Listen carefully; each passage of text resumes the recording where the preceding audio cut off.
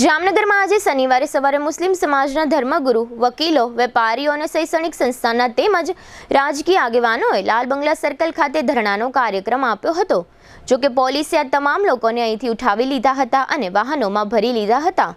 પોલીસે કુલ 2 ડઝન લોકોની અટકાયત કરી લીધી હતી। મુસ્લિમ સમાજ દ્વારા તાજેતરમાં અમલમાં આવેલા વકફ સુધારણા કાયદાનો વિરોધ કરવામાં આવ્યો છે તથા ગુજરાત સરકાર દ્વારા યુનિફોર્મ સિવિલ કોડ લાવવા માટેના જે પ્રયાસો થઈ રહ્યા છે તે બાબતે પણ વિરોધ નોંધાવવામાં આવ્યો છે। જામનગરના સમગ્ર મુસ્લિમ સમાજ દ્વારા આ બાબતે કલેક્ટર કચેરી ખાતે આવેદનપત્ર આપવામાં આવ્યું હતું અને કાઝીએ ગુજરાતનું પદ ધરાવતા સલીમ બાપુ નાનીવાલાએ આ સમગ્ર બાબત અંગે આપેલી વિગતો પ્રસ્તુત છે। જામનગરમાં છેલ્લા 10 વર્ષથી રિયલ એસ્ટેટમાં પ્રખ્યાત નામ ભાવ્ય બિલ્ડકોન લાવી રહ્યા છે જામનગરમાં ખૂબ ઝડપથી વધી રહેલા વિસ્તાર એટલે લાલવાડી, જેમાં લાવી રહ્યા છે માત્ર 1 મિનિટના અંતરે તમારા માટે એક પરફેક્ટ લોકેશન પર 3 અને 4 BHK લક્ઝુરિયસ પ્રીમિયમ ફ્લેટ અને કોમર્શિયલ શોપ્સ એટલે ઓર્ચિડ ગ્રાન્ડ, એ પણ 80% લોનની સુવિધા સાથે। तो चलो बात करिए ऑर्चिड ग्रांड ना विशेषताओं અને સુવિધાઓની।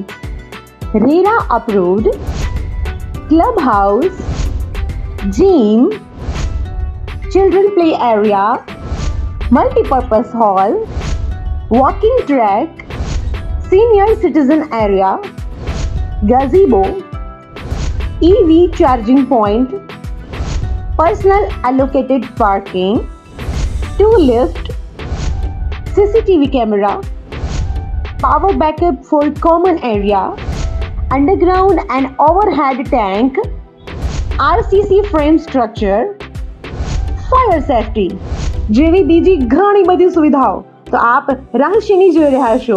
અત્યારે જ સ્ક્રીન પર આપેલા નંબર પર કોલ કરો કે પછી સાઇટ મુલાકાત લો। અમારું એડ્રેસ છે orchid grand near income tax office beside Trimandir, Lalwadi main road, Jamnagar.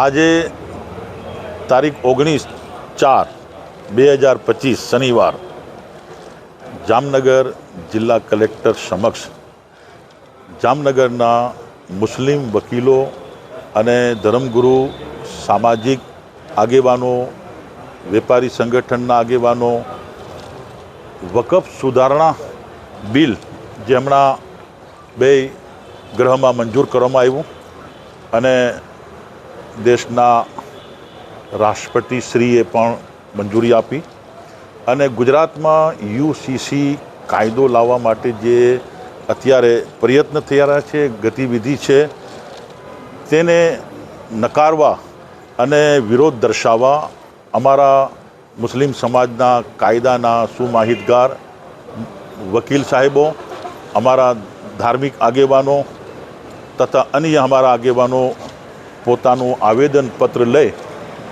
અને વકફ બિલ જે મંજૂર કરવામાં આવ્યું છે એને લઈને આખા દેશના અંદર દરેક મુસ્લિમ વર્ગમાં મોટો વિરોધ છે અને પાર્લામેન્ટમાં પણ 232 સભ્યોએ તેનો વિરોધ કર્યો।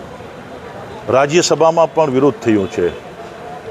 ધર્મગુરુઓ, રાજકીય લોકો, સામાજિક સંગઠન, શૈક્ષણિક સંસ્થાઓ સર્વે તરફથી વિરોધ થઈ રહ્યો છે કે આમાં જે વર્ષોથી બંધારણે આપેલ સહુલત અને અધિકાર એ આ સુધારણા કાયદા પછી છીનવાઈ જશે અને UCC આર્ટિકલ 44 એની જોગવાઈમાં UCC માટે સમય, સંજોગ એ પ્રકારના હોય કે નાગરિકો પાસે એના વિશે અભિપ્રાય લઈ અને સખત જરૂરત હોય તો દેશના હિતમાં કે રાજ્યના હિતમાં કે રાજ્યની પ્રજા જનતાના હિતમાં UCC લાવી।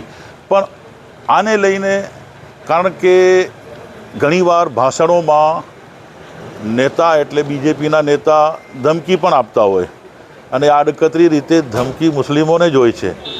NRCની ધમકી, UCCની ધમકી, આ બાબત યોગ્ય નથી અને મુસ્લિમ સમાજ જે ઈચ્છતો ન હોય તો એની લાગણી ધ્યાનમાં રાખી અને દેશના અંદર જે કાયદામાં બધાને અધિકાર મળેલ છે, બધાય દેશના નાગરિક છે અને દેશના નાગરિક રહેશે. દેશ માટે ભાવના કાલે પણ હતી, આજે પણ છે ને ભવિષ્યમાં પણ રહેશે. આ માંગણી માટે અમે ઉપસ્થિત થયા.